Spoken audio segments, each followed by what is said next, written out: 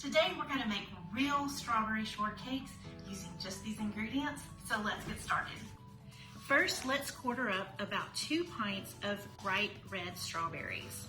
To make sure that our berries create a nice thick sauce, I've taken about 1/3 of the berries, put them in a bowl, and I'm just mashing them with the potato masher. Now that we've mashed up these strawberries, we're going to add the rest of our chopped berries, and we're ready for our sugar.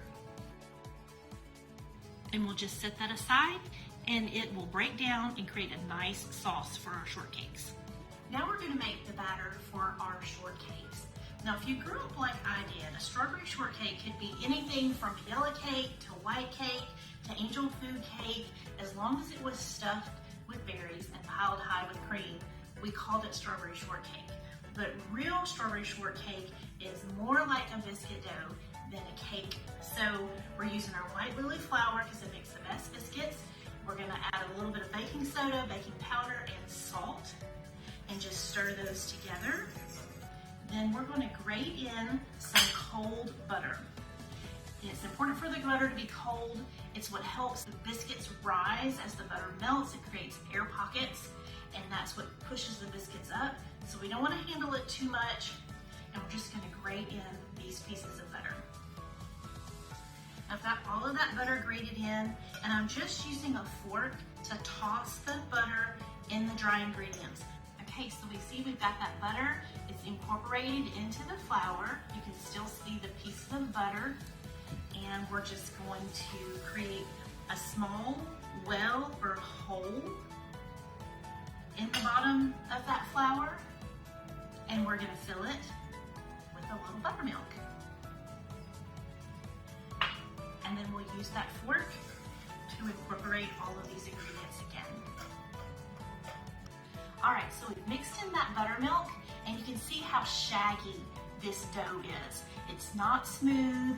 There's even some dry flour that's there on the top. It's okay because we don't want to overmix our dough now. We're going to continue to fold and mix on the counter as we make these biscuits. Okay, I have a board out, or you can do this on your countertop, but I'm going to put a little flour down, and then we're going to put all of our dough right there in the center. And we just want to kind of bring it together with our hands. All of that butter is still in there, so it easily sticks together. We're just going to mash it a couple of times until it no longer falls apart. We're going to make it into like a little rectangle. It's about 1.5 inches to 2 inches tall. Okay, just a little square like that. And then you can take a knife or a pastry cutter and cut it into 4s. And what we're going to do is we're going to take these and we're just going to stack them on top of each other. And we're going to do that process all over again. Any kind of pieces of dough that have fallen out, pull it in tight, and then we're just going to mash it. And what this does is it creates the laminations or the layers in your biscuit so that when you open it, you get those nice layers that we all love. So we're going to do this process again, and then one more time before we cut our biscuits out.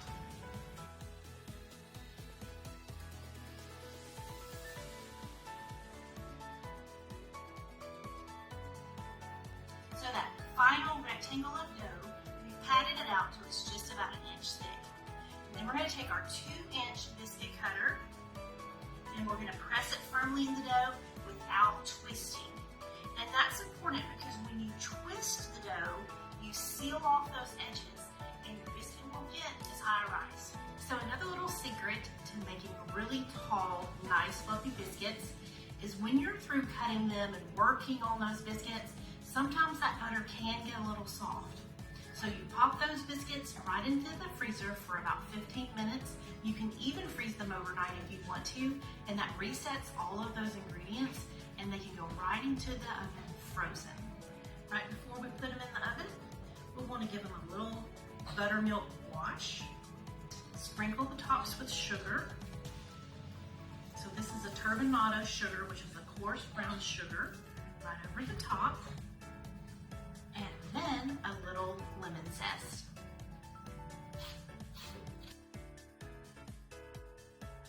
So we've just taken our shortcakes from the oven and we're going to set them aside, let them cool a little bit while we make some whipped cream.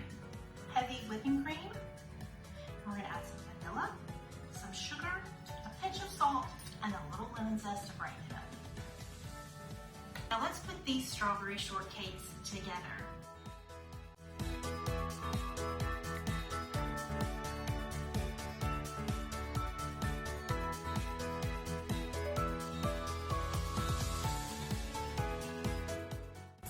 Fun to save back a couple of fresh berries, even with the greenery on it, to top with, if you'd like. You can even add a little more sauce across the top. Just look how it drizzles down. It'll soak into that shortcake and be so delicious. And there you have it, one of the prettiest strawberry shortcakes you can make. It's so delicious, and I can't wait for you to serve this at your next cookout, get together, or even just for your family any old day of the week.